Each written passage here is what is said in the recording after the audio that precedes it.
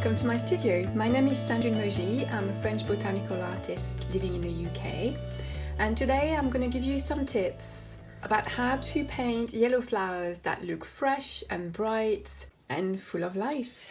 The tips are not in order of importance. I have split them into 3 categories: the tone, the color, and the technique. Are you ready? Let's go!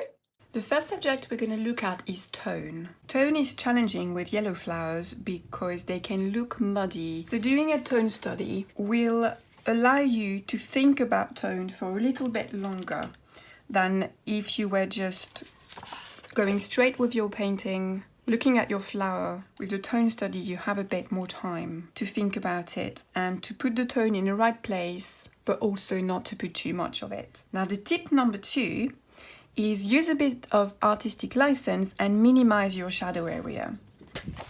If I have a petal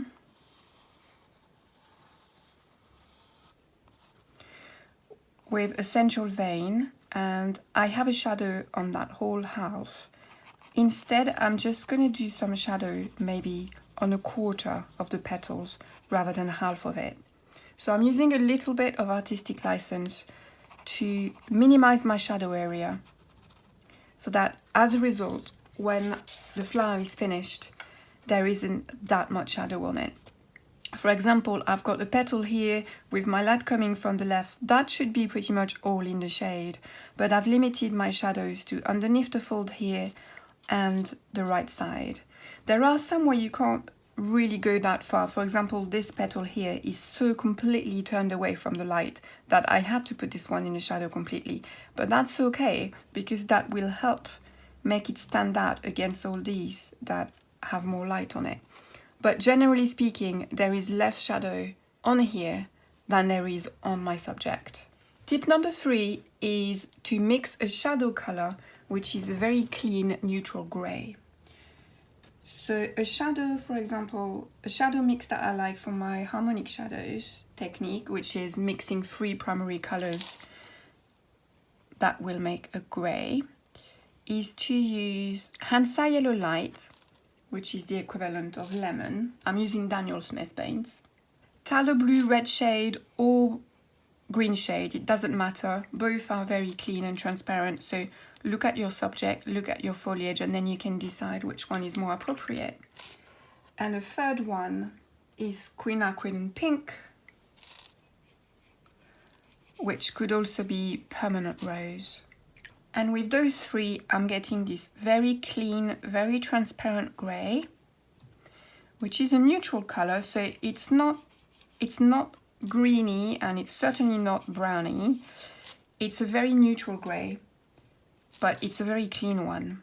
So I'm aiming for a color that is close to the color of graphite, but transparent and clean. So if you use green shadows, I know I see sometimes people using green shadows for daffodils, for example, but I think it just makes them look too green. You sort of lose the yellow glow that you would have with a yellow flower. And then sometimes people use something more going to brown, but it just makes them look muddy. So stick to a proper neutral grey, but use transparent clean colors to mix it, and you will have a very clean shadow. Tip number 4 is to paint your shadows first rather than painting them last of all. So I'm going to do 2 petals, and I'm going to do one with the shadows painted in first, and I'm going to do the other one with the shadows painted on top. And you will see the difference. Now the one on the left, I'm going to paint the color on top of the shadows. And on the one on the right, I'm going to paint the shadows on top of the color. And then leave them to dry. Now that the petals have dried, you can see that the one on the left, where the shadows were painted first, is more saturated and more luminous than the one on the right, because the one on the right, the last layer is a shadow layer. There is nothing to cover it. So the one on the left has enough shadow to show the form because the yellow is transparent, so the shadow is showing through, but without dulling down the yellow like the one on the right does.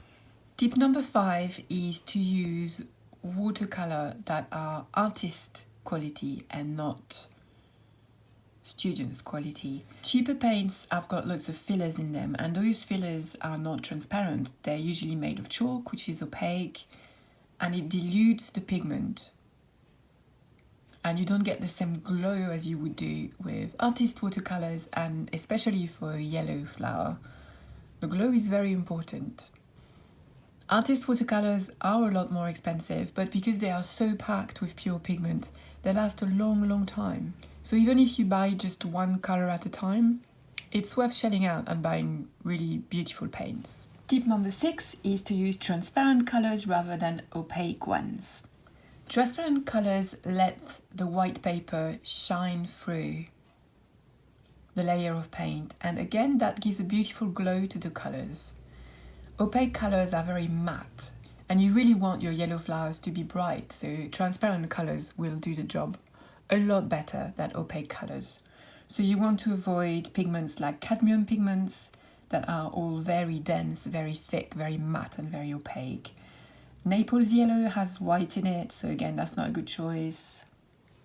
Or any cheap paints that have fillers in them rather than pure pigments will really reduce the glowing quality of your washes. So stick to transparent colors, layer them, let the paper shine through, and let your colors glow.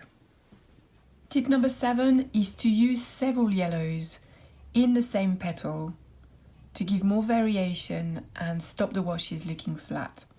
This is an example of a petal I've painted for the dahlia that is on the thumbnail of this video.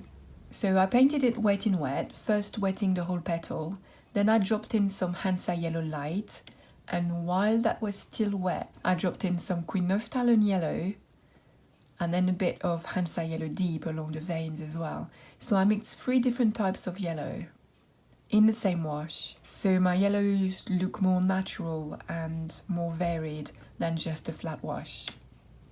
Tip number 8 is to use different yellows on the top side and the underside of the petals. And especially when you have a mass of petals like you do here on the sunflower, it can be quite difficult to differentiate between each petal so they stand out on their own rather than just being a huge yellow blob. So using different colors on the top side and the underside will help make that difference. So you can see here on the underside, I used a lot more of the Hansa Yellow Light, and I also used Mayan Yellow. And on the top side, I used more Queen of Talon Yellow and more Hansa Yellow Deep.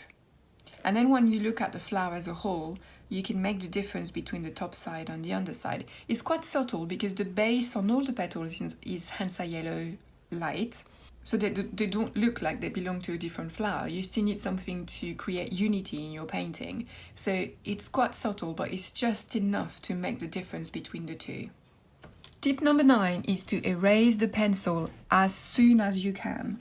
You can't erase your pencil line too soon, because if you do, you're going to lose your drawing and you're not going to know where to put the paint.